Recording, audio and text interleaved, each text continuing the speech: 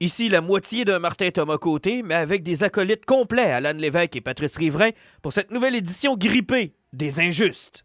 Les ténèbres règnent sur le web. Trolls, fake news et instababe. Le seul et dernier espoir de sauver les internets vient de s'éteindre avec les Injustes.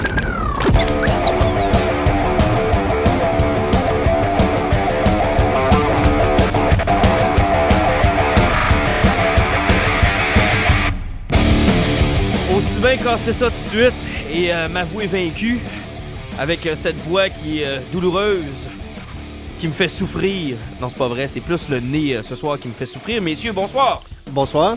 Salut. Vous allez m'endurer avec ma mort. Ben, tant que tu nous la partages pas, tout est ce qu'on trouve. Mais tu sais qu'il y a une tradition ici, on se partage les micros. Et ensuite, on s'embrasse entre les différentes émissions. Donc, c'est ce qui fait en sorte que tout le monde a la grippe. Tu parles d'un temps pour avoir une grippe, mais bon, que voulez-vous, je n'ai pas eu depuis, écoute, ça fait tellement longtemps. Bienvenue dans ce podcast de docteur. Et laissez-moi vous parler de la dernière fois que j'ai eu le rhume. Ça doit faire très longtemps, honnêtement. Tu vas nous parler de tes suppositoires? Tout à fait. Mais tu sais que pour garder cette magnifique et enjôleuse voix sensuelle, je dois effectivement faire attention et peut-être, des fois, tu sais, là où le soleil ne brille jamais. Cela étant. Comment allez-vous? Ça fait longtemps, ça fait un petit bout. Ouais, ça fait quelques temps, ça va plutôt bien, là. L'été tire à sa fin, mais la chaleur tire pas à sa fin. Non, puis je te dirais que la lecture non plus, l'écoute non plus, beaucoup de nouvelles émissions qu'on doit se taper, beaucoup de nouvelles publications aussi. Je suis allé faire un petit tour à Québec en fin de semaine, puis je veux saluer les gens de première issue. Je suis retourné feuilleter une couple de trucs. Ça me manque, maudit que ça me manque. C'est le fun quand tu vas dans un endroit physique où tu peux aller, tu sais, constater tous les trucs. Puis je pensais à ton omnibus de Dark Phoenix, puis je regardais les omnibus de Marvel puis de DC qu'il y avait sur place. C'est le fun de les feuilleter, de les consulter, puis de regarder. Ils font des maudites belles éditions, on va se le dire, là. Ben oui, comme on avait déjà parlé dans le passé, c'est des belles éditions, puis c'est quelque chose qui tombe à point à un moment où leurs univers sont tellement rendus compliqués que les omnibus permettent aux gens de se remettre à jour en ayant un seul recueil, puis en se cassant pas la tête à essayer de trouver toutes les TP qui vont ramasser ces histoires-là, parce que les omnibus font ce job-là pour toi. Puis je regardais les différents titres qui s'en viennent. Il y en a plusieurs, là. Que ce soit du côté de DC ou de Marvel, ça semble être une mode bien lancée. Là. Présentement, j'ai le Kingdom Come de précommandé, j'ai le Throne of Atlantis, puis Flashpoint Paradox. Sauf que dans Kingdom Come, qu'est-ce qu'ils peuvent bien ajouter? Je veux dire, le TP était pas mal complet. Ouais, ben, il y a eu... Parce que moi, j'avais acheté les originaux quand c'était sorti, là. Il y a eu les quatre volumes de Kingdom Come qui étaient sortis, mais il y a eu autre chose qui a été liée à Kingdom Come via un story arc de Justice Society of America. OK, donc, c'est le bout qui me manque. Ça se recoupait, donc c'est possible que ce soit là-dedans. Parce que je regardais, par exemple, le titre, ce qu'on nous proposait sur le omnibus de Hush, puis je me rends compte que c'est des story arcs qui ont suivi Batman Hush dans Gotham Knight dans le temps, qui était un autre titre de Batman qui roulait en même temps que Detective Comics puis Batman. Ben effectivement, c'est parce qu'ils se permettent de faire ça, c'est qu'ils vont chercher l'histoire principale, puis ils vont chercher les répercussions futures dans les autres numéros. Tu sais, des fois, c'est des numéros qui ont sorti une couple d'années après, comme je sais pas, dans le Dark Phoenix. C'est pas ce qui a suivi des mois suivants, là. C'est des BD qui ont sorti une couple d'années par après, mais qui avaient des liens directs avec le Dark Phoenix. Ben exactement. Tu vois, j'ai commandé, puis j'aurai l'occasion de vous en reparler dans un autre podcast, le omnibus de Grant Morrison, parce que de tous les Batman, de tous les...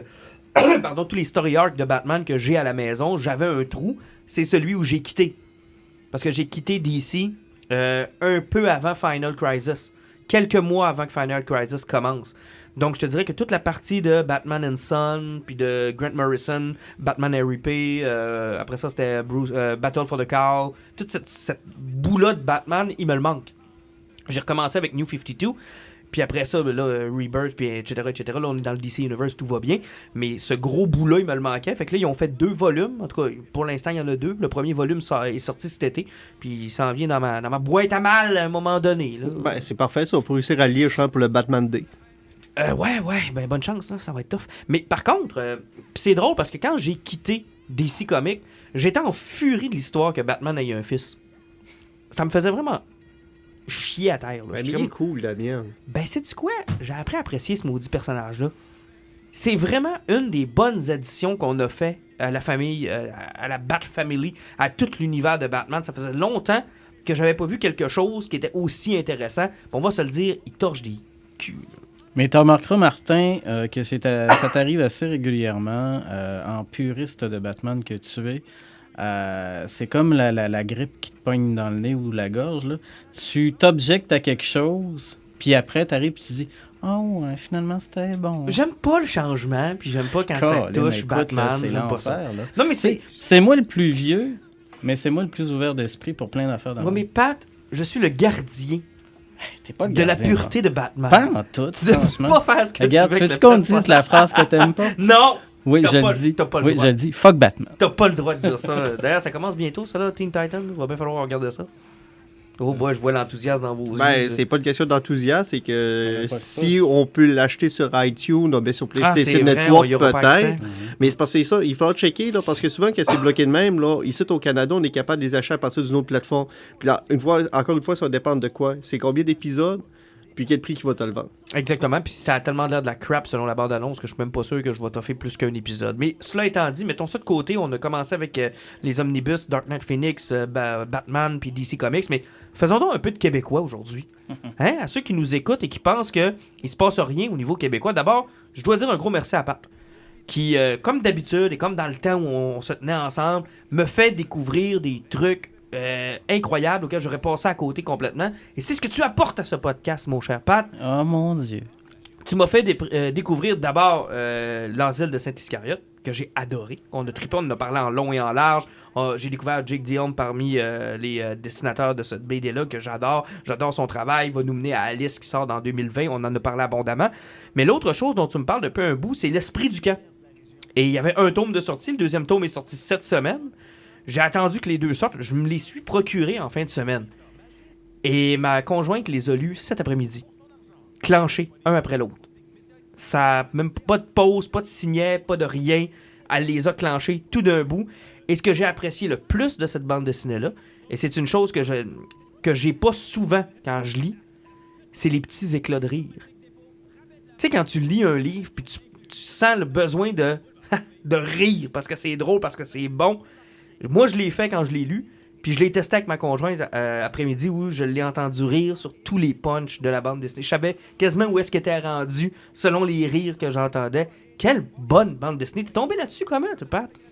Ben moi, Michel Falardeau, je le connaissais à cause d'autres projets qu'il avait fait il y a XXX années. En 40 ou avant ou après Jésus-Christ? Ça, c'était quand je travaillais sur l'érection des pyramides. Ah, ok, parfait. Fait que tu l'as connu comme esclave? Exactement. Exactement. Okay. Donc, à ce niveau-là, je l'avais connu sur Mertonville, une espèce de truc qu'il avait fait avec un éditeur malsain et maléfique. C'était une affaire de super-héros, là. C'était assez sympathique. Moi, j'avais beaucoup aimé. Ensuite de ça, on l'avait découvert avec French Kiss 86, qui est, selon moi, un vrai petit chef-d'œuvre de nostalgie des années 80, qui est absolument génial. Il est quand même jeune, Michel Falardeau? Il est pas vieux, mais il est dans les eaux, là, genre peut-être dans la trentaine, là, tout ça. Sa série là, d'horreur, c'est quoi, donc? Oh, petit blanc ici. Ouais, j'ai un blanc.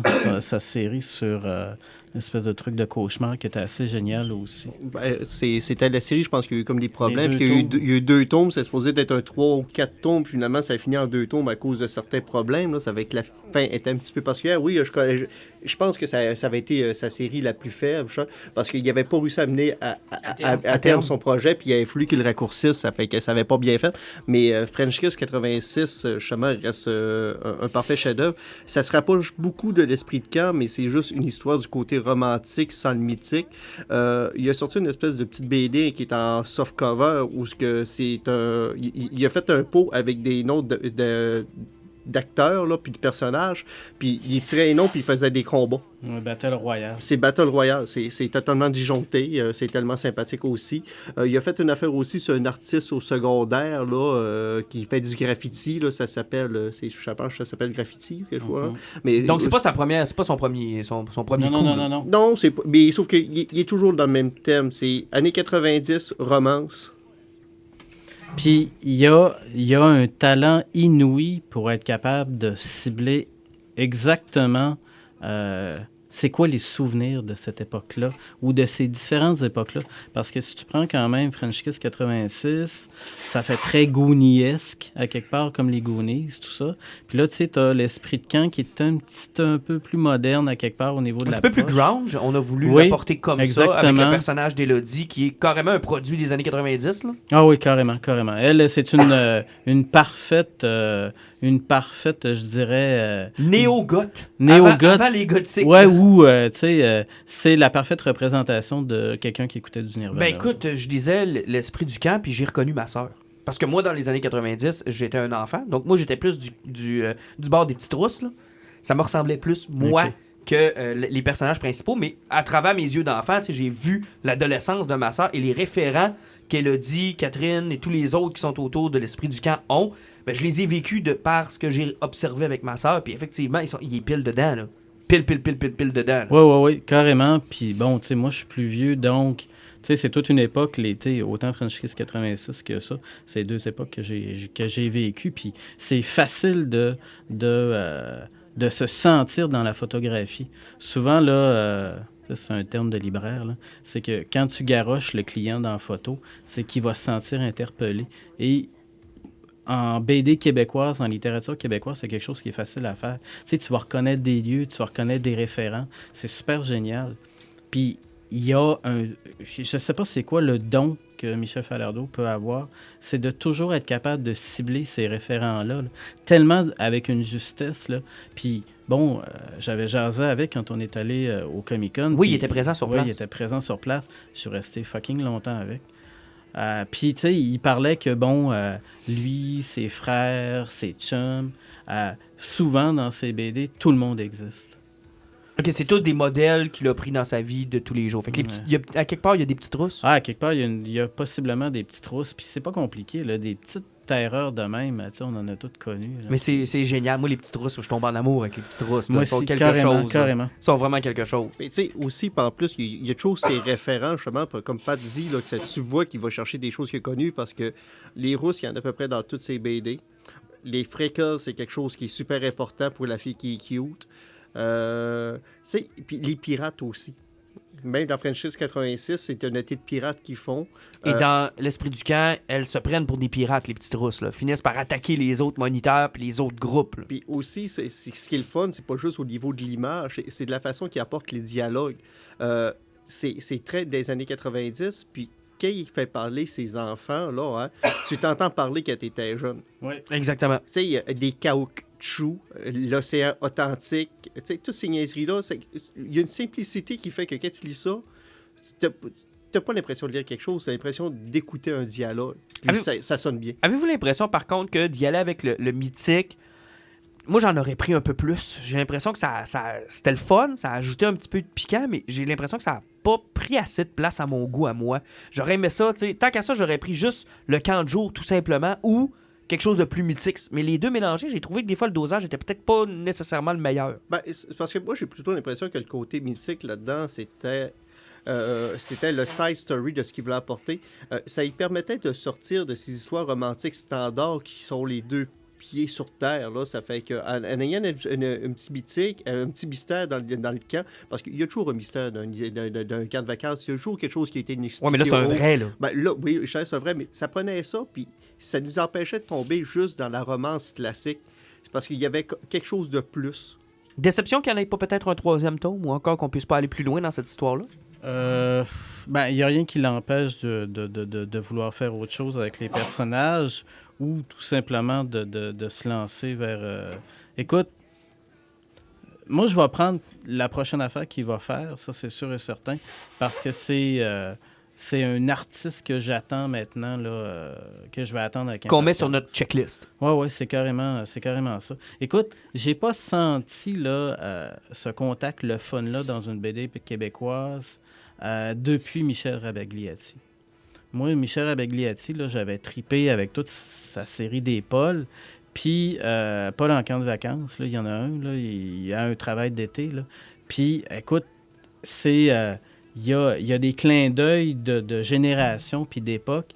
Tu sais, moi, je voyais mon frère plus vieux dans les délires des un peu hippiesques, là, de Rabagliati. Puis là, tu sais, j'étais beaucoup plus proche de la génération de Falardeau. Donc, c'est le genre de choses qui peut se transposer dans un autre média aussi. Moi, je verrais très bien. Je sais qu'il faut pas que ça en devienne toujours un but ultime, mais ça serait une très bonne mini-série ou encore un très bon film. Là.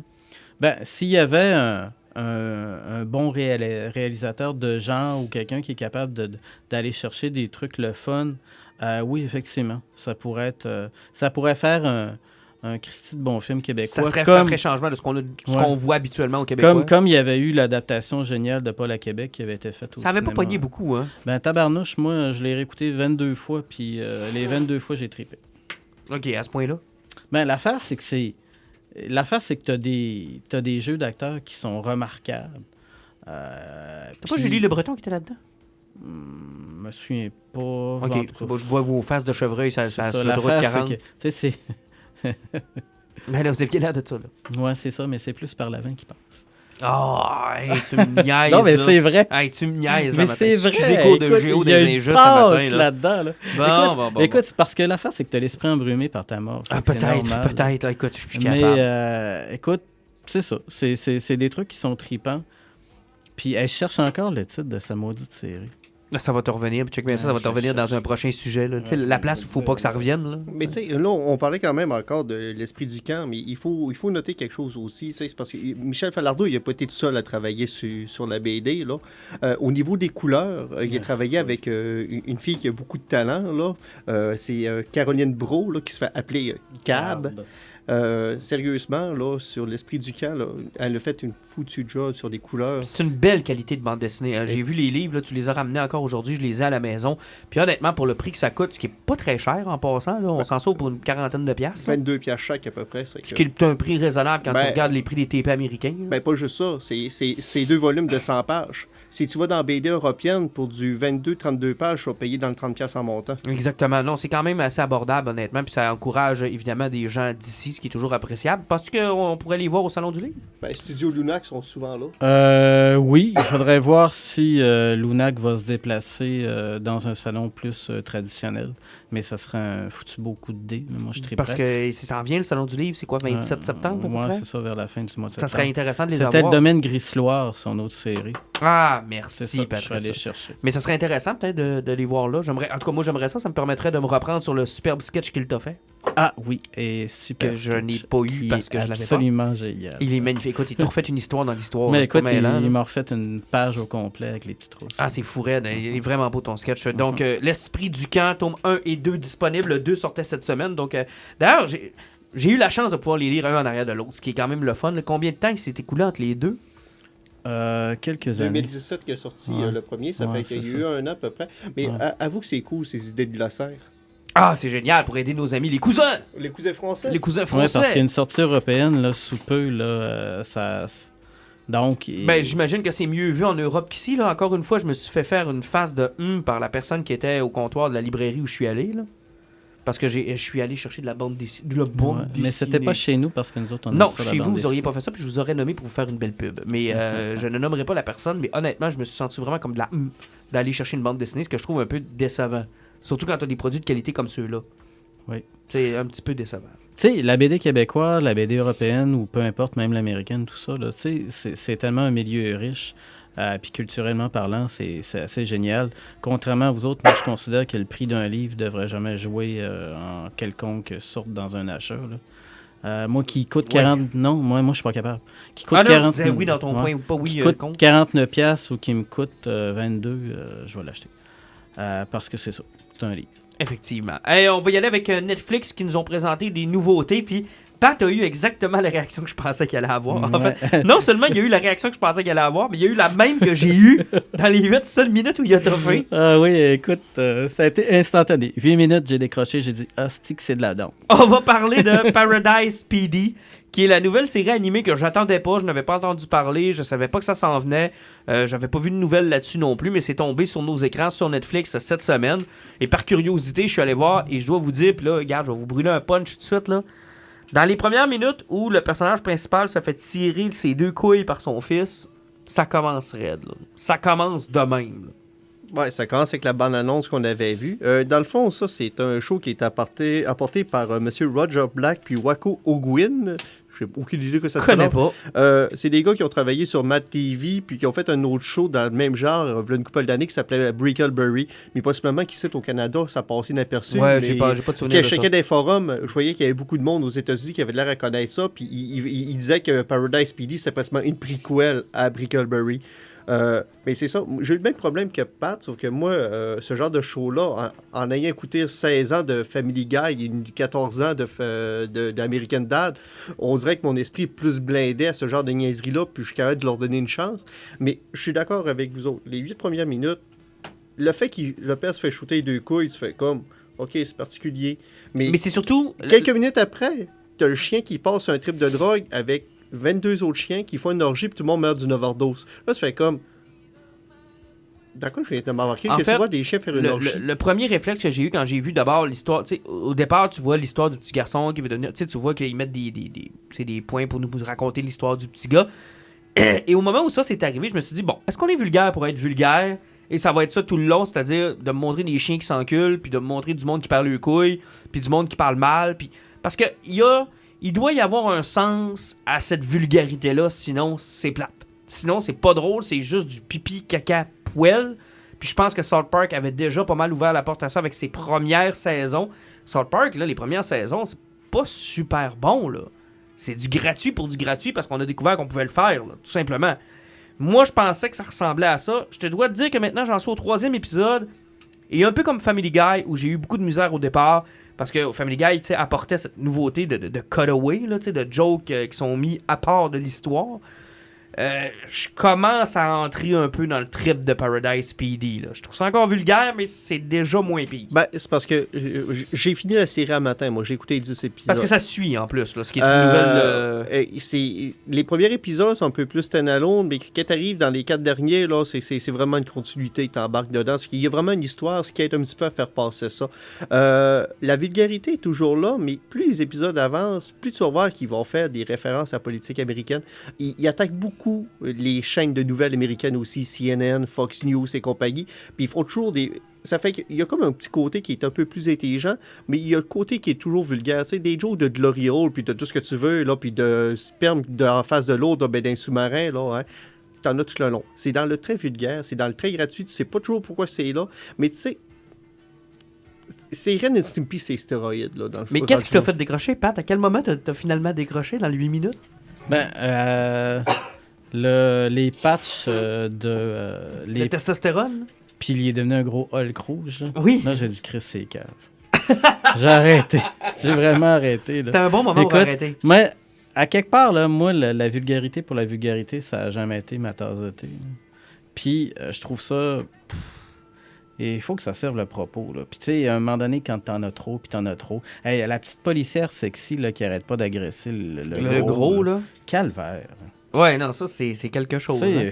Non, c'était tellement de caricatures que je ne suis plus capable. Ben, au moins, tu as réussi à passer à côté. Si t'es pas rendu jusqu'au vieux, parce que le vieux, tu te rends compte qu'ils l'ont pas mis en retraite parce qu'ils n'ont pas d'argent pour mettre en retraite. Mais ce gars-là, finalement, c'est un gars qui suçait tous les autres gars qui n'existaient pas un peu partout. Chaque fois qu'il va parler, c'est qu'il va parler de la première fois qu'il a sucé quelqu'un quelque part. Non, c'est dans le très vulgaire. Excusez-nous pour les quelques dernières minutes vulgaires, mais au moins, vous allez savoir si le show il est pour vous ou pas. Ça fait que oreilles sensibles et yeux sensibles, s'abstenir, passer à côté. Puis c'est à ça que ça sert l'onglet Kids, là. Hein? Si vous avez des enfants à famille, là, assurez-vous que vous prenez pas là-dessus. Ça, là.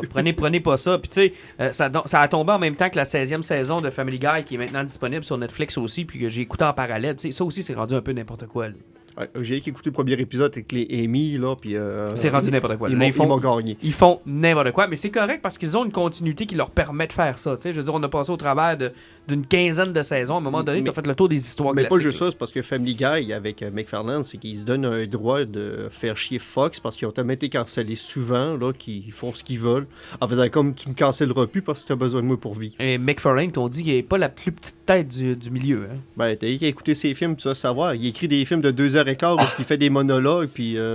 il s'aime beaucoup. Ouais, il s'aime beaucoup. Il s'aime beaucoup, McFarlane. Donc, la 16e saison est disponible aussi sur Netflix, puis on va terminer notre volet Netflix avec Désenchantement. Ben, j'ai désenchanté, effectivement, en l'écoutant. Je l'ai aimé, la joke. Je veux bien Bon, ça. vous voyez le genre d'humour que Pat aime, là? Ben, c'est pour ça qu'il a pas aimé Paradise PD, OK?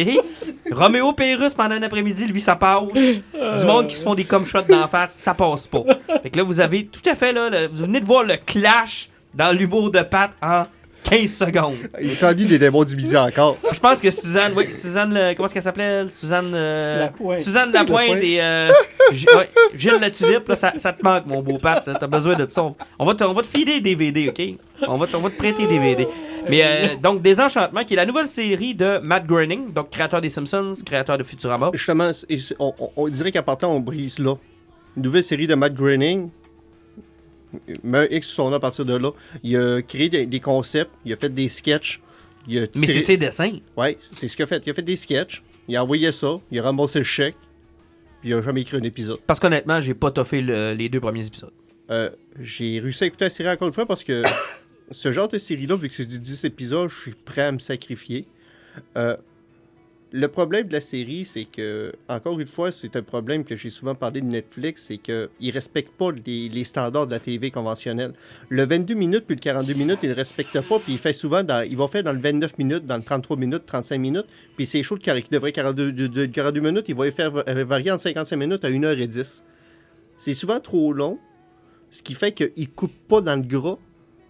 Ils ont pas, comment je pourrais dire, de standards à respecter. Ils n'ont pas de limite de ça temps. fait que le pacing que tout le monde se force pour réussir à avoir, les autres, ils sentent pas qu'il y a le besoin, sauf qu'en tant qu'auditeur, tu as besoin du pacing. Moi, quand j'écoute une sitcom, là, hein, ça me prend des punchs.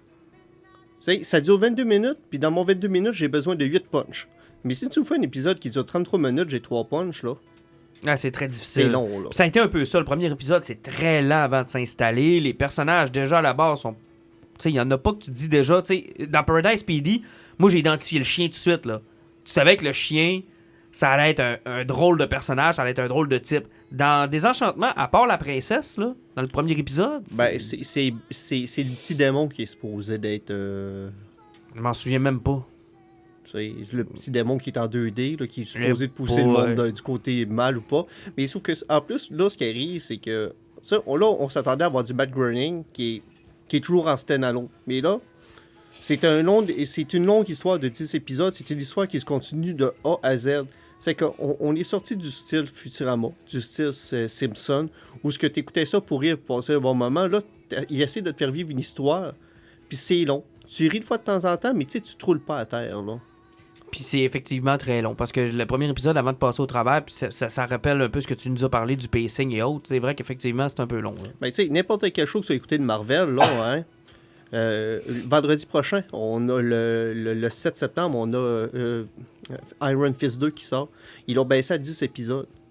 Qui était à 13 avant? 13, Avant, 14? toutes les séries étaient à 13. Sauf que c'était tout du 13 de 55 minutes à 1h10. Ça fait longtemps qu'on le dit, parce que Daredevil, il y a eu une passe molle dans le milieu de la première saison, qui est pourtant encore l'une de leurs meilleures. Ouais, Luke Cage, j'ai fini la 2e saison la semaine passée. Puis dans les 4 derniers épisodes, là, ouais, ça va être... Ça vient tellement... Il y a eu un épisode vraiment d'1h10. Mais t'es assis, là, puis tu fais comme... C'est parce que si ça aurait été une série normale de 42 minutes, j'aurais écouté 2 épisodes pendant ce temps-là. Puis là, t'es juste à 1 avec le pacing de 1. Donc, pas vraiment de tu sais, comment est-ce qu'on appelle ça, là, quand on nous... De cliffhanger, tu sais, il n'y a rien pour te... Ben, tu sais, le cliffhanger qu'on a toujours ri avec Clergé, avec RG, tu sais, tu finis ta page chez en bas, là, c'est toujours... Attention, quelqu'un va me tirer dessus. te pousse à continuer, à aller plus loin. Dans Netflix, on dirait qu'ils ne se sentent pas dans la série. Ils ont le même problème avec leurs films qui sortent. Leurs films n'ont pas de pacing, sont longs pour être longs, parce qu'ils ne comprennent pas où éditer leur contenu. Mais en même temps, il y a d'autres places où ça a profité. Moi, je pense à Game of Thrones de HBO, où les épisodes varient d'épisode en épisode. C'est jamais le même temps non plus. Et pourtant, eux réussissent. Il y a des épisodes d'1h, 1h10, il y a des épisodes de 50, de 45. Il y a une fois même, je me suis fait voler parce qu'à 44 minutes, je trouvais que c'était trop, c'était trop peu. Là, tu parles en fan que Game of Thrones parce que il y a une grosse partie de la population qui va te dire je me suis endormi des 2 premières minutes d'un épisode de Game of Thrones. Oh. Sauve-moi, Pat, là. J'aimerais mieux écouter Terre humaine. Ah, vous êtes pas correct, là. Vous êtes vraiment pas correct. Je m'excuse, là, mais il y a pas grand monde qui se sont plaints sur la longueur des épisodes de Game of Thrones. Ils vont faire un tour sur Internet. Oh, mais je m'en fous d'Internet. Je lui parle pas Internet. Moi, je parle à vous autres. C'est pas vrai, là. T'es une bête de médias sociaux. Tu es malade. Moi, le temps que je passe là-dessus, mieux c'est. Honnêtement, si c'était pas de ma job, là, je me ferais longtemps refermer mon compte. Si vous voyez toute la haine qui peut aller sur les médias sociaux, ben, je pense que vous le savez. Ouais. Pas besoin de faire un cours là-dessus. Mais honnêtement, moi, je trouve que le pacing pour Game of Thrones, ça va, là, puis ça passe, là. Il y a même un épisode qui dure 45 minutes. Si je me souviens bien, c'est dans la saison qu'on vient de passer. Puis j'avais eu le sentiment de m'être fait voler. Là. J'en aurais demandé plus. J'en voulais plus. Non, mais il y a des épisodes pour... Mon point, c'est qu'il y a des épisodes pour lesquels ça fonctionne. C'est ça, mon point. J'ai pas le contraire. Bon, on s'entend sur ce point-là. Ah oui, on s'entend, mais Bon. c'est un gros problème de Netflix. Puis déjà chanté, ça s'écoute bien, mais c'est léger. Il faut pas attendre d'avoir du fun comme un gros show de bad grading qu'on est habitué. Là. Bon, Guardians of the Galaxy, on vous avait dit dans le dernier podcast qu'on allait vous en parler et qu'on allait se garder un segment pour ça. C'est le moment d'en parler. Rien ne va plus chez Marvel. Tout le monde se chicane sur le retour au nom de James Gunn. Et moi, je vous l'avais dit, jamais Disney va reculer dans sa décision. Pas parce qu'ils ont pris la mauvaise, pas parce qu'ils ont pris la bonne, mais tout simplement parce que si Dieu saigne, ce n'est plus un Dieu. Disney ne renversera jamais une décision qu'ils ont prise pour des raisons d'éthique et de morale. Jamais, parce qu'ils sont supposés être la référence en éthique et en moralité. Jamais ils vont reculer. Puis une aussi grosse compagnie comme ça peut pas se permettre de faire un précédent. C'est exactement là que je m'en allais. Parce que là, tout le monde après ça va arriver puis il va dire « Ah oui, mais tu sais, garde-moi, là, ils m'ont jeté dehors parce que j'avais dit ça. » Exactement. C'est comme la grosse vache là, de Rosen. Exactement. Je pense que pour des raisons corporatives, ils ne peuvent pas reculer. Maintenant, il y a encore des gens qui pensent être capables de les reculer, mais il faut leur donner le crédit. Là. Il y a des gens dans cette histoire-là qui sont allés plus loin que je pensais jamais voir. Dans des gens qui se commettent autant, et c'est le cas entre autres De Dave Bautista. Bautista. Mais moi, ça me surprend pas, parce que si tu prends un gars de la rue qui a fait de la lutte, puis tu sais, qui est habitué de défendre son point, puis que le gars, il a pas peur des conséquences de tout ce qu'il fait. Parce que dans la dernière entrevue qu'il a dit, il a fait, au pire, j'aurai plus de job. Je vais aller dans une cour en arrière, je vais faire des combats de lutte devant 10 personnes, puis je vais vivre de même. J'ai déjà été pauvre, je suis pas retourné pauvre, j'en ai pas de stress. Mais même, tu sais, que ça vienne de lui, c'est une chose, mais que ça vienne de Chris Pratt, de Zoé Saldana, puis de toute l'autre équipe autour. Mais c'est parce que, tu sais, il faut comprendre que James Gunn, la façon que ça a tombé, là, hein, on a parlé de ses tweets qui n'avaient pas de bon sens, mais de la façon que ça a été sorti, là, parce qu'il était anti-Trump, puis qu'il y a une espèce d'aile droite qui ont été chercher ses vieux tweets pour le faire tomber, qui ont essayé par après de faire tomber d'autres personnes, mais ça n'a pas marché. Ils ont voulu faire la balance à Roseanne, en disant, si vous êtes capable de le faire à une personne de droite, vous devez être capable de le faire quand c'est une gang de vos chums. C'est ça qu'ils ont voulu faire. Effectivement. Puis là, il sauf que James Gunn, ce qui est arrivé, c'est que c'est arrivé en plein Comic-Con de San Diego avec l'événement de Disney qui s'en venait aussi. Tu sais, où tout était sa select, puis toute la gang de gardiens était là. L'histoire des tweets sortent. Il y a un mouvement de panique. Ils ne savent pas comment gérer. Ils n'ont pas eu le temps de faire du damage control. Ils l'ont sacré d'or. Mais en même temps, que ce soit une bonne ou une mauvaise décision, qu'elle soit précipitée ou pas, je suis d'accord avec Pat, une compagnie comme Disney ne pourra pas revenir. Tu sais, on se fait des petits concours à l'interne sur notre groupe Facebook, puis je te dis still winning, là. Ça m'étonne. Écoute, je suis prêt à te payer quelque chose, puis je m'engage en ondes, là. Je suis prêt à te payer quelque chose si jamais Disney revient sur sa décision. Ah, mais ça, c'est possible. Ils l'ont déjà dit qu'ils ne reviendraient pas. Ils vont tout faire. Même Kevin Feige a approché. Sauf que moi, ce que je dis, c'est que ça aurait été tombé dans une période qui était plus morte avec moins d'événements. Il n'aurait pas pris cette décision-là. Il n'aurait pas pris cette décision-là, puis il aurait pris le temps de le rencontrer, puis de faire de quoi. Mais ça, c'est un cours de communication 101. Les gens qui ont fait sortir cette histoire-là, ils savaient le timing. Là. Ils savaient le timing, puis c'est mal tombé parce que, je vais dire, comme ben du monde nous dit, fuck Robert Downey Jr. Ben oui, mais Robert Downey Jr. a un profil intéressant pour Disney, celui d'un repentant. Ouais, parce que Disney, c'est une gang de repentants aussi, là, mais bon. Parce que aussi, Disney, quand il achète Marvel Studios, les 2 Iron Man sont déjà faits, là. Ouais, c'était Paramount qu'ils avaient sorti. Ils peuvent pas reculer vraiment, et au contraire, ça leur fait une belle figure de... Tu sais, Disney, là, quand t'es avec Disney, t'as 2 choix. Soit t'es un repentant, ou soit tu vas mal virer une fois qu'ils vont te lâcher. Y a pas d'entre-deux. Tu sais, pensez aux petites filles du Mickey Mouse Club, là, qui sont toutes virées dingues une après l'autre, là. Puis là, ça va jusqu'à Demi Lovato, là, qui est en moitié de coma, là. Donc, c'est... Quand tu passes par Disney, là, t'as une après-carrière de marde, ou t'as eu un avant-carrière de marde, puis c'est comme... Disney, c'est une religion. Ben, c'est comme les évangélistes. On voit avec tout ça leur côté très control freak. Là. C'est des évangélistes. Ils veulent te sauver. Ils t'encerclent tellement que quand tu sors de là, hein, t'es brisé. Là. Exactement. C'est des control freaks. C'est des gens qui sont comme ça. Puis dans tous les projets qu'ils ont menés, ils ont été comme ça. Moi l'histoire de James Gunn, elle me surprend pas du tout. Là. Moi, ce qui me surprend, c'est que les acteurs aient eu autant de liberté pour dire ce qu'ils ont à dire. C'est parce que, comme je te dis, c'est la situation. C'est juste la façon que ça a été fait. C'est un vendetta sur des tweets, puis surtout que, comme j'ai déjà parlé, James Gunn, ça fait des années qu'on voit que c'est un gars qui est correct, qui est embarqué d'une tonne d'affaires, puis il a été victime d'une campagne de salissage, puis il a tombé, puis pas rien qu'un peu, là. Ah là, lui, c'est fini, là. Il retournera plus à Disney, c'est terminé. Ouais, puis c'est pas grave, il y a plein d'autres studios qui vont aller chercher, puis il va juste être heureux là-bas, là. Ouais, effectivement, James Gunn, là, il vient quand même de chez Troma, là, lui, là. Puis Troma, s'il y avait un studio qui était absolument épouvantable, c'était bien eux autres. Là. Eux autres, là, faire toutes sortes de trucs avec des têtes de bébé, là, ça les dérangerait pas. Là. Est-ce qu'à ce moment-là, DC devrait aller faire son pas fin puis aller le chercher? Il y a beaucoup de parler pour ça, mais tu sais, DC sont encore en reconstruction, mais puis est-ce que James Gunn est prêt à remettre un commitment à ce point-là dans un autre projet? Tu sais, dire je vais devenir un autre consultant, puis je vais mettre les 10 prochaines années de ma vie dans une autre gang de bandes dessinées qui peuvent virer fou du jour au lendemain aussi. Là. Dans le fond, lui, il aurait fait le tour du jardin, si je comprends ce que tu me dis. Il est aussi bien d'en retourner dans ses projets solo comme il a fait. À ce temps qu'il a un nom, là, hein, il peut avoir des chèques puis faire des films qui ont du bon son aussi. Là. Là, qu'est-ce que ça veut dire pour la phase 4? Parce qu'on savait que... Là, on sait que Spider-Man Far From Home, ça a été annoncé. Captain Marvel puis le deuxième Avengers, c'est pas vraiment dans la phase 4. En fait, c'est la fin de la phase 3. Captain Marvel est avant Avengers. Exactement. Puis après un Avenger, puis après phase 4, c'est... Spider-Man Far From Home fait pas partie. Il est comme Iron Man 2. Il est dans une fosse.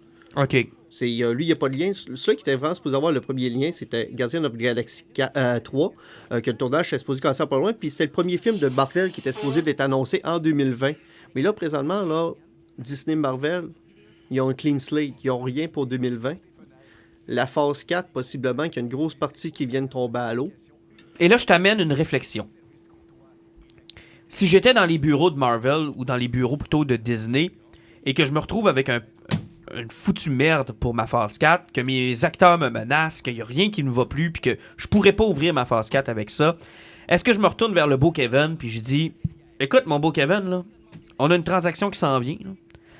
Ça se peut qu'elle passe. En fait, on est pas mal sûr qu'elle passe. Je te mets déjà sur le dossier de me lancer à phase 4 avec nos nouvelles acquisitions. » Non, parce qu'ils n'ont pas le droit d'engager des écrivains encore, ce qui fait que écrire un script, c'est 1 an en montant.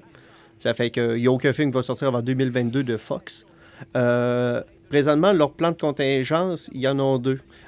Taika Waititi a passé d'un studio de Marvel de Disney dernièrement. C'est qui ça?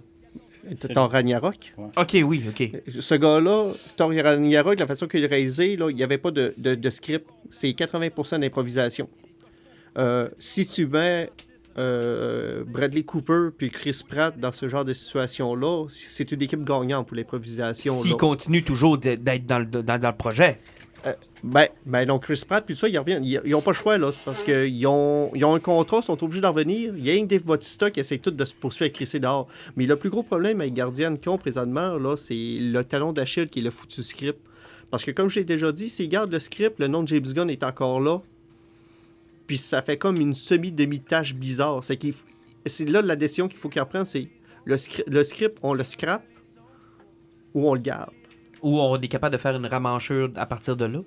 Ben ça, c'est une réécriture, mais sauf que ça savoir qu'est-ce qu'ils vont regarder. Mais parce que s'il était supposé de lancer la phase 4, il faut qu'il regarde quand même une bonne partie. Parce que moi, j'ai rien qui parle. Parce que j'ai toujours dit, j'ai pas aimé Guardians of the Galaxy 2. C'est qu'il change de réalisateur pour moi. C'est un point positif. Surtout que le réalisateur de Thor Ragnarok, j'ai rien contre. Bon, et surtout qu'il a été chercher le côté ridicule. Plus drôle puis plus le fun que Guardians of the Galaxy 2 qui était trop cartoony puis trop tannant par moment. Puis... je te laisse aller, puis après, je vais aller avec l'autre chose. Parce que, je sais pas si, là, vous avez la chance de l'écouter parce que c'est encore sur Netflix, là, mais regardez un des projets indépendants de Waititi. C'est What We Do in Shadows. C'est un truc de chez eux, là, un truc néo-zélandais, là, où tu suis une gang de chums vampires qui habitent dans un immeuble et qu'ils sont comme dans une télé-réalité. Il y a des gens qui ont décidé de faire une entrevue avec eux autres. Fait que là, ils expliquent là, qu'est-ce qu'ils font dans la vie, puis ta. Puis, écoute, c'est épique. Là. Ils rencontrent une gang de loups-garous. C'est bon? C'est une des affaires les plus drôles et les plus sympathiques que j'ai vues dernièrement. Là. Peux-tu juste me répéter le nom pour ceux qui C'est What We Do in Shadows. OK, parfait.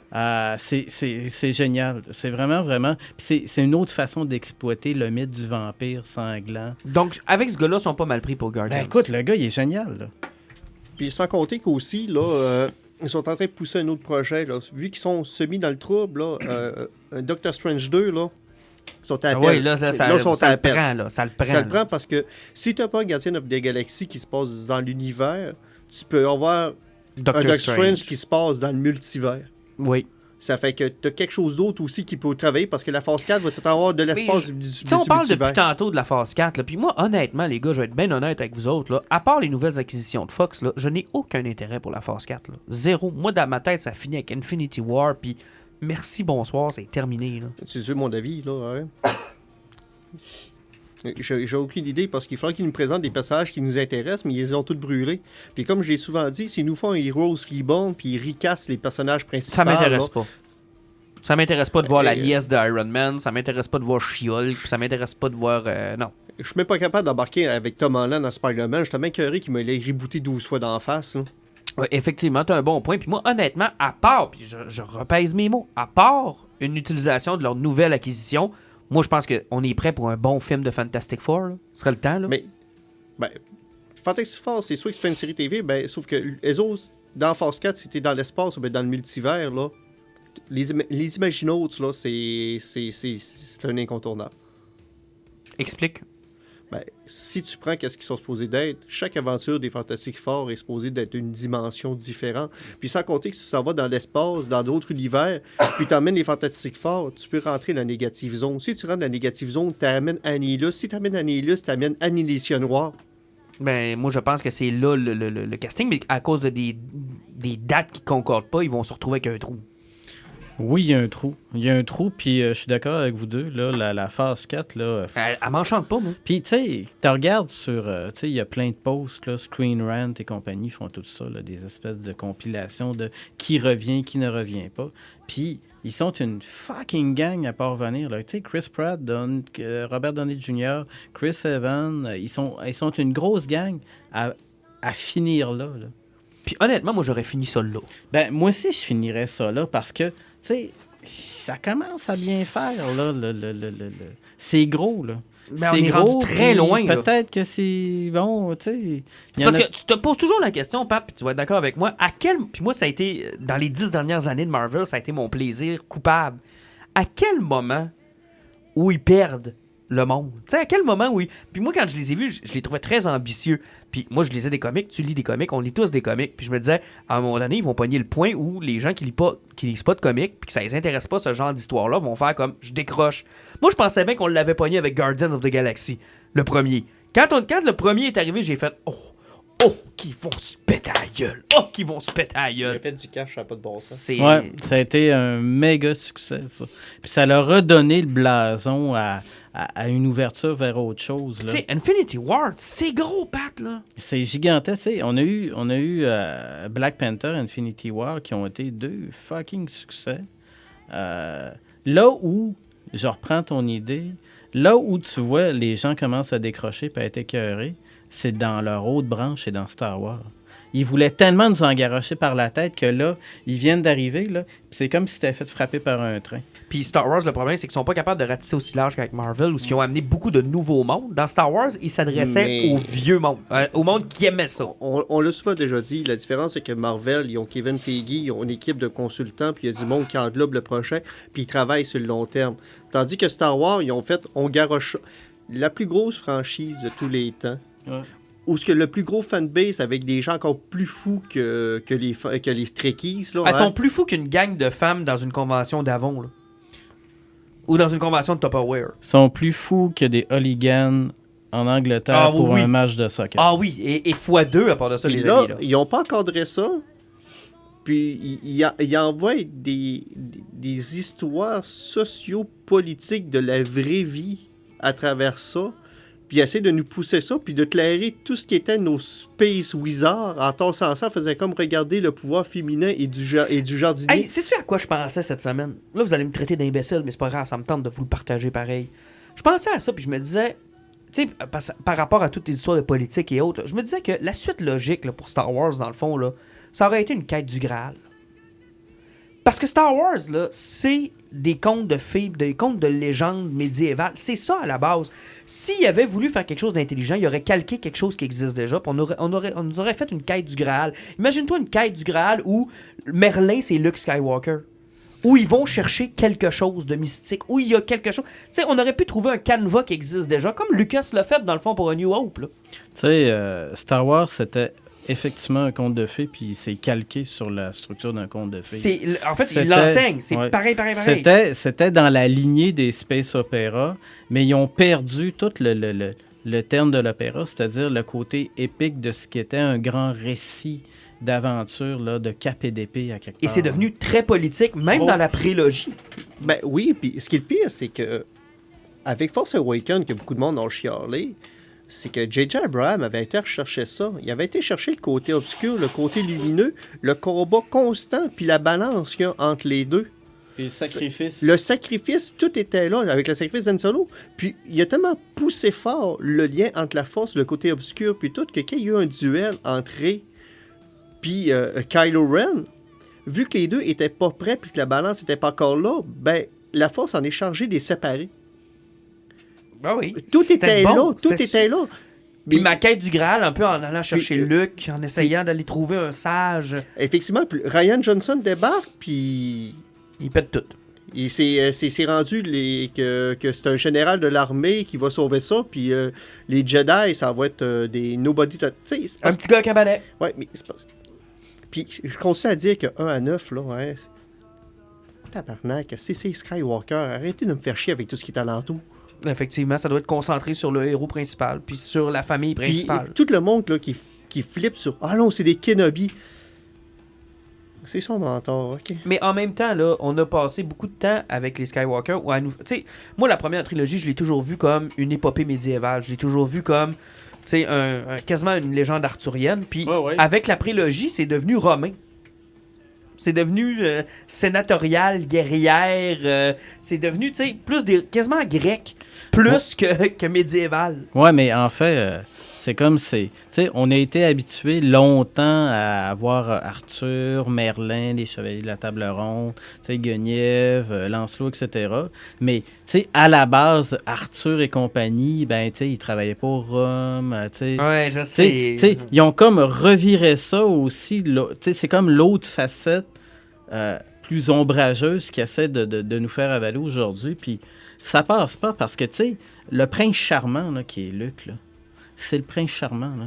Puis Chris, t'as son Merlin, puis t'as les autres héroïnes qui sont là, puis t'as les seigneurs maléfiques, puis... tu sais... On s'est éloigné beaucoup de ça. Oui, l'affaire, c'est que la magie est plus là. C'est le bon mot.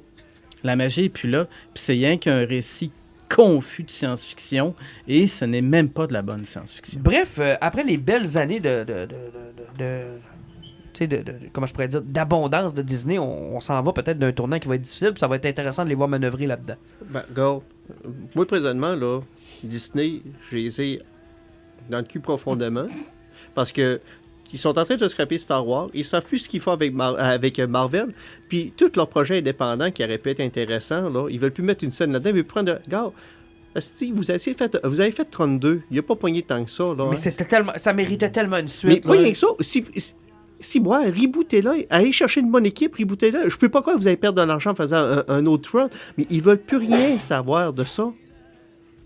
Et c'était tellement... Moi, je l'ai adoré, Tron 2. J'ai adoré ça. Les possibilités qu'il y avait avec ce film-là, c'était malade. Puis justement, qu'on a parlé justement avec The Meg, avec M. Turtletaub, là, qui disait « Je suis intéressé à faire un National Treasure 3, mais à demander de l'argent à Disney pour un projet indépendant. Ouais, il claque la porte, puis il ne parle même pas. » Non, parce qu'il y a acquièrent maintenant. Ils sont en mode acquisition. Ouais, puis là, tant qu'ils ont des vaches à gérer, puis c'est le côté qui était le fun avec Solo, puis la réaction qu'il y a avec The Last Jedi, c'est que le film est tellement planté. Puis que, sans compter que moi, c'est pour ça que je dis qu'il y a certains précédents qui vont peut-être arriver avec Guardian of Galaxy, parce que de la façon qu'ils ont traité leurs réalisateurs sur certains de leurs projets récemment, là, ils commencent à avoir de la hangue. Puis ce hang-là, Mais ils mettent dehors au moindre contre-temps. C'est parce que ce que ça fait sur certaines hang de même, là, t'as qu'à prendre 20% de ton éditoire là, qui est vraiment en crise, là, puis qui attend 5 jours pour aller voir ton film. T'as peut-être ta première fin de semaine de box-office, t'as de l'air d'un jambon. Exactement, ça va être à suivre dans ce dossier-là. Hey Pat, t'es allé voir Tintin? On en avait parlé dans un podcast. Oui. Souvent, ce que j'ai avec la pulperie, c'est des déceptions parce qu'on nous vend ça gros, puis c'est pas toujours aussi gros. Cette fois-là, ça a-tu de l'allure? C'est pas une grosse exposition. Il faut pas s'attendre quand même parce que, c'est pas... Premièrement, c'est pas un très gros musée. 2, ça reste quand même que ça coûte des sous faire venir une exposition de ce calibre-là. Et, somme toute, j'ai trouvé ça quand même si c'est assez modeste, j'ai eu beaucoup de plaisir. On replonge facilement puis rapidement dans l'univers de Tintin. Là, je regardais certains découpages, il y avait des ensembles de documents qui faisaient partie de la collection de recherche qu'avait faite Hergé pour telle ou telle affaire, qu'il avait voulu absolument entrer en contact avec un expert en astronautique pour être capable de dire, quand Bob Demore, qui était un de ses collaborateurs, va concevoir la fusée, il faut absolument qu'elle soit véritablement habitable. Parce qu'Hergé se disait, si ce n'est pas réaliste, je ne suis pas capable d'embarquer dans mes projets. Donc, c'était une chose qui tenait Mordicus et qui lui permettait de donner tellement de vie à ses récits que c'est parce qu'il était capable de les vivre. Donc, à quelque part, écoute, ça faisait longtemps que ça ne m'était pas arrivé, là. Puis, vous le savez, je suis vieux, là, puis vous allez me le redire encore une fois. Non, mais avoir envie de ressortir des albums de Tintin pour réapprécier certaines insides, des trucs délirants, parce que en plus, c'était tellement le fun de voir certains des découpages, des murs qui avaient été faits. Tu sais, il était extrêmement friand du caméo. C'était une époque dans la BD européenne, Uderzo faisait ça avec Goscinny aussi, Lucky Luke l'a fait aussi. C'est-à-dire qu'il y avait constamment des figures qui étaient là. Puis la gang de chums d'Hergé, là, il était quasiment dans un tas d'albums. Mais tu me donnes vraiment le goût d'aller le voir. Surtout que moi, Tintin, ça a été un beau groupe. Une grosse partie de mon enfance. J'ai trippé, là. Il y a des affaires qui sont super le fun. Tu regardes, là, il y a une phrase qui est écrite là, sur un des murs qui est super géniale, qui dit « L'étape la plus intense, c'était l'étape où je faisais comme tout mon découpage puis mon crayonné. Puis mon crayonné, là, il m'enrageait, là, il me mettait en maudit, puis tellement que j'en déchirais des fois mes pages. Et tu vois certains des trucs qui ont comme documents qui ont été apportés dans l'exposition, qui sont absolument savoureux de voir que tu as ça, que tu as telle autre affaire, que tu as un petit documentaire, un petit film où il rencontre une telle personne. Tu vois le processus de colorisation parce qu'il disait une couleur à plat. Après ça, tu as ton encreur qui embarque par-dessus, mais ta couleur à plat qui est particulière d'une signature de la casse claire, qui est l'époque d'Hergé au niveau de la BD. Là. C'est génial. Moi, en même temps, on fait une boucle avec ce dont on parlait.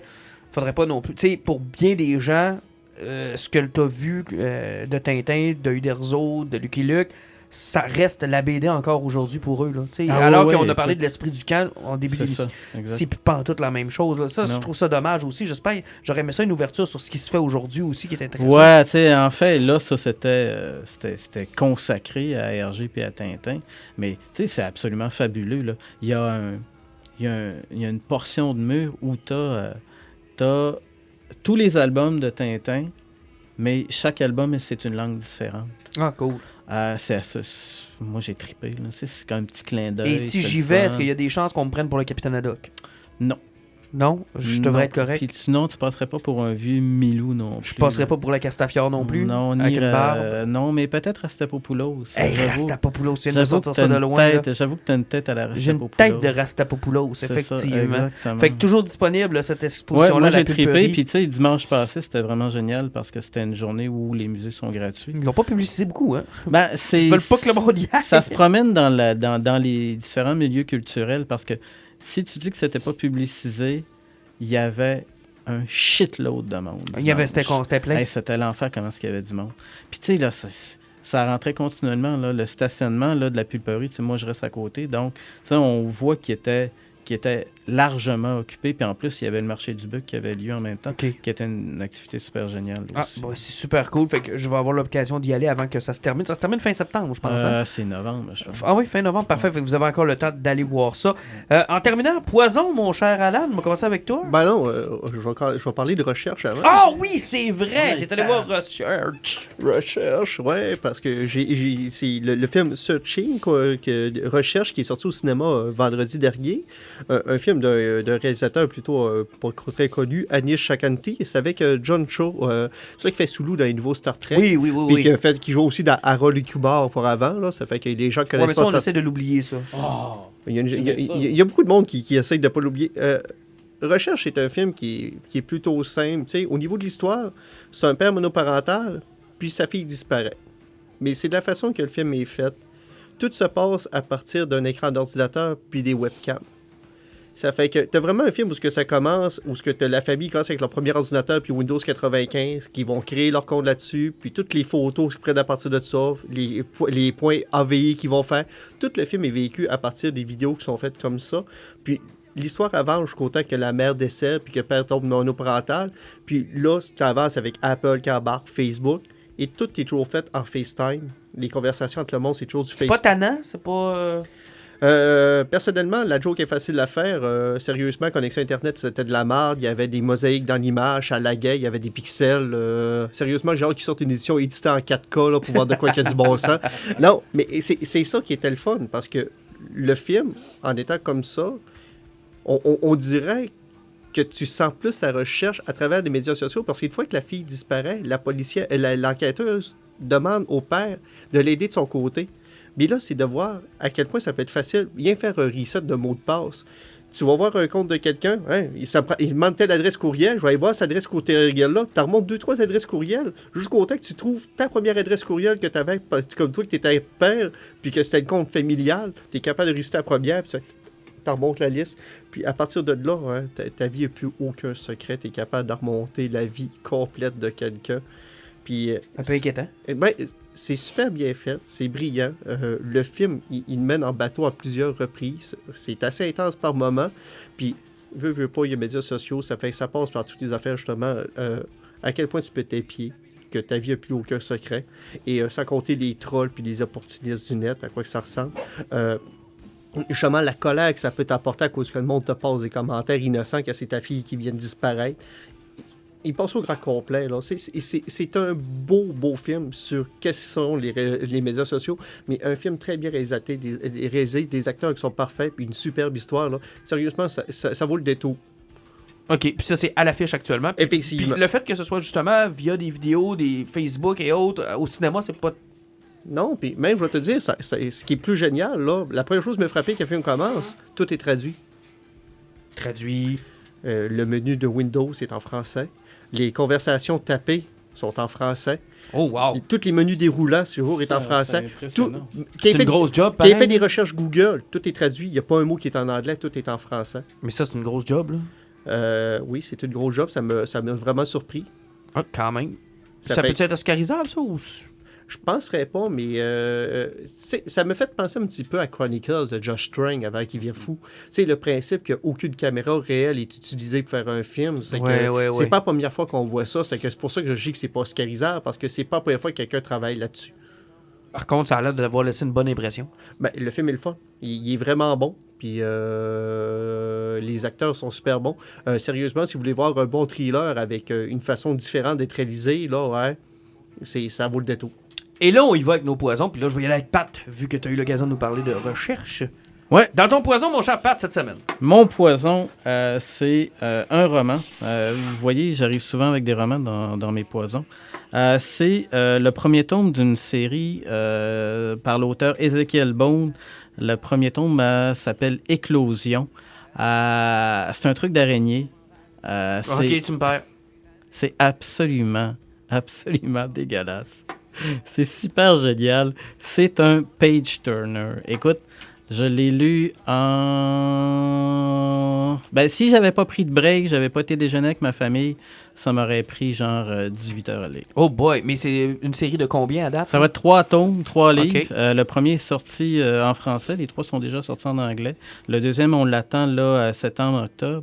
Et c'est l'affaire d'une araignée, d'une espèce absolument carnassière qui s'éveille et qui dévore tout sur son passage. Ah non, c'est pas pour moi. Écoute, c'est super capoté, là. C'est le Tu sais, nouveau là- Sharknado, mais arachnophobie. Non, mais écoute, c'est vraiment capoté, là. Tu sais, toute personne qui déteste les araignées, là, écoute, j'aurais juste envie, là, pour le fun, de lui lire quelques passages. Non, non. Genre, écoute, il y a une araignée qui sort de la bouche d'un gars. là. Non. Ah, c'est trop génial. Non. Écoute, c'était là, je me demandais toutes les pires affaires que tu t'imagines avec des délires d'insectes, là, genre sous la peau, ben, qui te sautent dessus, que tu les vois arriver, ou que tu n'as pas le temps de réagir parce que, tu sais, c'est juste le fil de la toile que tu vois dans les airs avant que tu vois que l'araignée est atterrée à côté de toi puis qu'elle te mange. C'est non, c'est non. fabuleux. Fait que arachnophobe, tenez-vous loin de ça. Ah oui, ou lisez-le Ou pour, lisez-le. pour casser Non, la c'est- peur. Non. Hey, Donc, c'était ça. je vais y aller avec le mien. Tu m'as demandé, Alan, plusieurs fois, savoir comment était Teen Titan Earth One. Parce que la série Earth One, je suis en train de la terminer tranquillement, pas vite. J'ai passé les 3 Superman, j'ai passé les 2 Batman, j'ai passé le Wonder Woman. Il me reste le Green Lantern et les 2 Teen Titans. J'ai eu le premier la semaine dernière. Je l'ai lu. Quel Christy de bon twist. Le twist qu'ils ont fait pour Teen Titan, parce que la question que j'avais, c'est comment tu peux avoir un Robin, un Wonder Girl, avoir ces personnages-là, Cyborg, ces personnages-là, alors qu'ils sont déjà établis, tu sais, c'est des sidekicks. Et Earth One, tu décolles toujours de zéro, tu sais, personne n'existe dans cet univers-là, à part le super-héros que tu suis. Alors, comment ils ont fait la twist, c'est génial. C'est Starfire, qui est un extraterrestre, qui atterrit sur Terre, et en atterrissant sur Terre, les scientifiques de Star Lab l'ont carrément construit un labo autour d'elle, et ils ont fait des enfants qui sont pas leurs enfants en essayant de modifier leur code génétique. Et ça a donné un cyborg, une Wonder Girl, un Beast, un Kid Flash. Ça a donné... Écoute, c'est tellement bon la twist qu'ils ont faite. Raven, qui est une espèce d'entité autochtone, qui est en contact avec Starfire parce qu'elle essaie de se libérer de là, puis elle a besoin de Raven pour se libérer de Starlab. Écoute, c'est l'une des twists les plus originales et les plus intéressantes que j'ai vues dans les Earth One à date, qui est vraiment, vraiment sortie de l'ordinaire, puis qui donne une bonne lecture, puis une bonne relecture de ce qu'est un Teen Titan, qui dans le fond m'a fait penser à Stranger Things, à un genre d'expérience sur les enfants, tu sais, une espèce de labo secret où on a découvert une entité, où on essaie de la cacher, et cette entité-là a servi à créer des êtres humains qu'on a placés dans des familles, et là, tranquillement, pas vite, ils se rendent compte que leurs parents, c'est pas leurs parents, c'est des gens qui sont arrivés dans ce village-là, qui les ont adoptés, puis qui ont tous des pouvoirs qui, à la puberté, se manifestent, et Starfire est comme le déclencheur de tout ça, elle va amener à se réveiller, et tous les pouvoirs se réveillent en même temps qu'elle. Les enfants se demandent ce qui se passe, se retrouvent tous au même endroit, cherchent à savoir d'où ça vient. Écoute, sérieusement, là, quelle bonne twist de science-fiction faite avec les Teen Titans. J'ai trouvé ça génial. J'attends le 2e volume. J'ai vraiment hâte de voir ce qu'ils vont faire. Je pense que oui, mais honnêtement, c'est vraiment, vraiment bon. C'est un de mes préférés à date dans les Earth One que j'ai lu avec probablement le take de Superman que j'ai trouvé génial. Mais celui de Teen Titan vaut le détour. Si vous mettez la main là-dessus, là, ça vaut la peine. Et Poison, en terminant, Alan. Moi, je vais y aller avec une série TV que la 3e saison est terminée dimanche dernier. Pas dimanche hier, mais la semaine dernière. Preacher saison 3. Sérieusement, là, la saison 3, plutôt qu'y aller dans beaucoup de stock qui s'est passé, c'est vraiment... pour les gens qui ont lu la BD, là, c'est comme le bout avec sa grand-mère, là, tout ce qui se passe à Angelville. Sérieusement, cette série-là, les twists qu'ils se permettent... le côté malsain pas correct, la façon qu'ils peuvent débâtir la religion catholique puis toutes les autres qui n'existent pas. Encore une fois, là, ouais, ils ramènent Hitler là-dedans, puis tu fais comme... Sérieusement, là, on peut vraiment encore faire des jokes sur Hitler, puis on ose encore l'en faire, mais Seth Rogen, il aime ça amener Hitler, puis ça. Mais la saison, c'est un 10 épisodes. Il s'est pas passé un grand laps de temps, sérieusement. C'est quelque chose qui s'est passé sur 2 à 3 semaines au grand complet.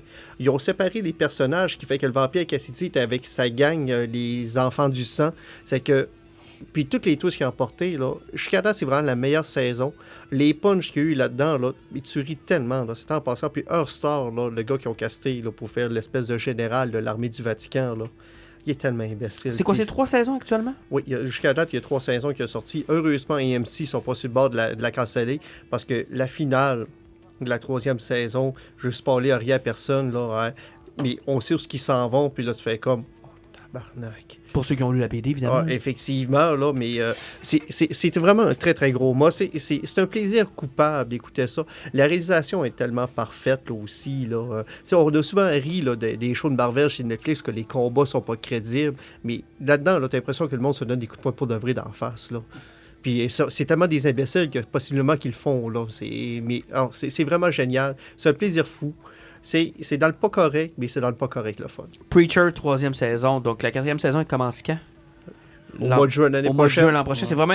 OK, elle est dans cette forme-là ou est-ce que c'est une série d'été, dans le fond? Ah, effectivement, c'est chez AMC que ça sort. ça. OK, excellent. Messieurs, merci beaucoup et à une prochaine. Oui, À à la la prochaine. prochaine. On va fêter notre 1 an bientôt. C'est quand, là? Ben, c'était cette semaine. C'était cette semaine! Wouh! Pfiou! Mais on va essayer de se faire de quoi de plus officiel pour la semaine prochaine. Bonne fête de semaine. Salut.